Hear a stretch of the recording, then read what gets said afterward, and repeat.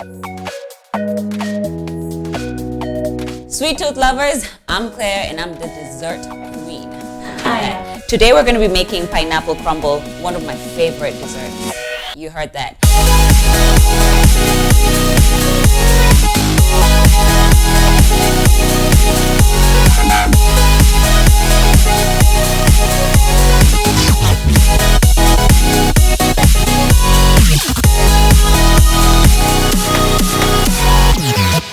Alright, cool. Are you ready? Most people would be like, what the hell is pineapple crumble? Pineapple crumble is basically just a fruit and a crumble on top. Now my husband makes me make this for him all the time. I don't think you know. I make this literally 7 days a week, every single day. So basically, it's just simple ingredients. What you need is just pineapples. You've got the pineapples. Instead of sugar, I use the icing sugar. And you need the flour and the butter. Now, butter is expensive in Kenya. Let's be honest. I use margarine, okay? Blue Band or Prestige, something that I can afford. If you can't afford it, then you can decide to use butter. But I usually go for margarine. It works just as well.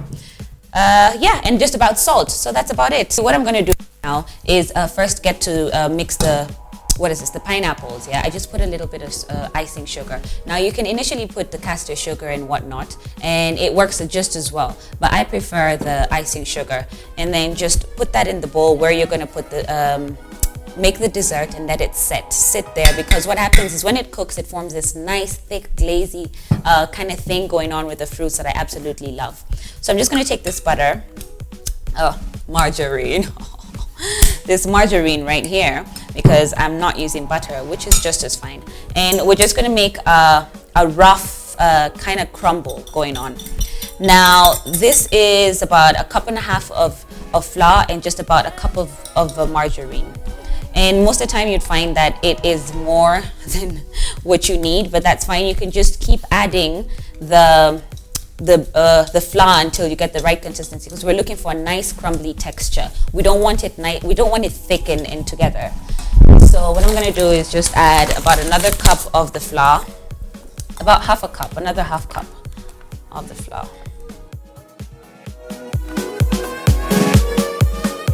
So yeah, I've just added a bit of flour because I'm still looking for that crumbly consistency. So we can say that we have about 2 cups of flour. We're gonna get the full recipes on my blog, so don't you worry about it. Now I love the extra crunch, so what I'm gonna do is add a cup of oats. Oats always adds that nice texture that we're looking for in a crumble that I just love.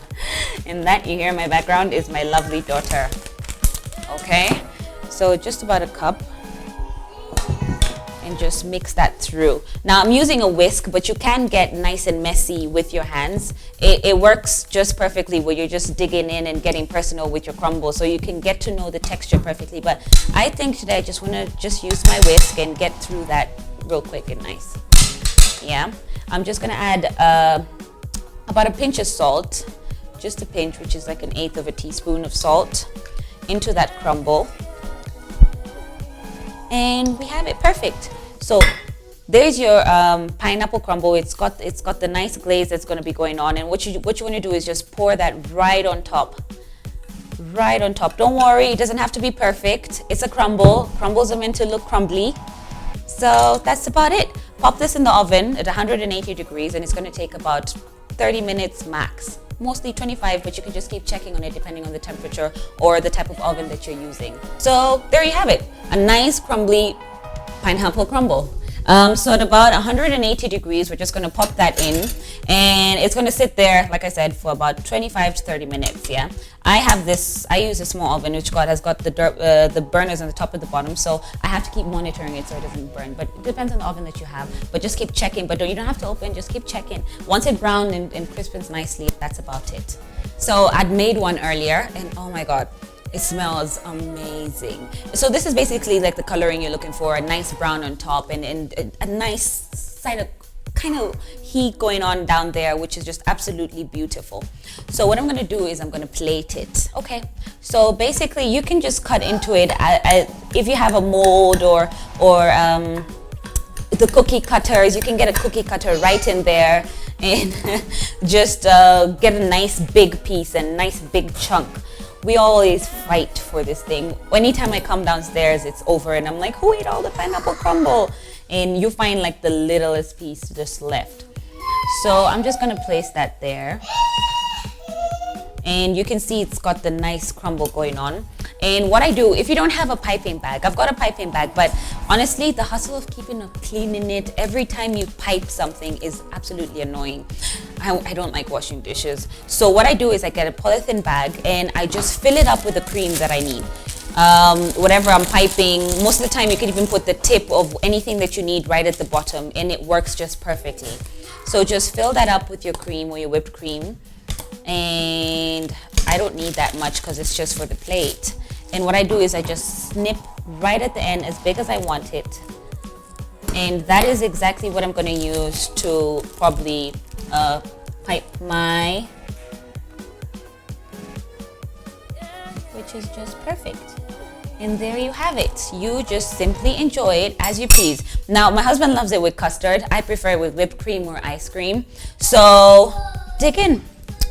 Let me try it. I love the pineapple, the tartness of it and the crunchy when you get, and then the sweetness of the whipped cream is just, to die for. Brilliant. So,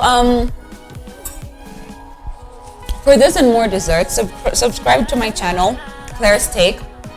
The full recipes will be on my page, Clare's Take as well.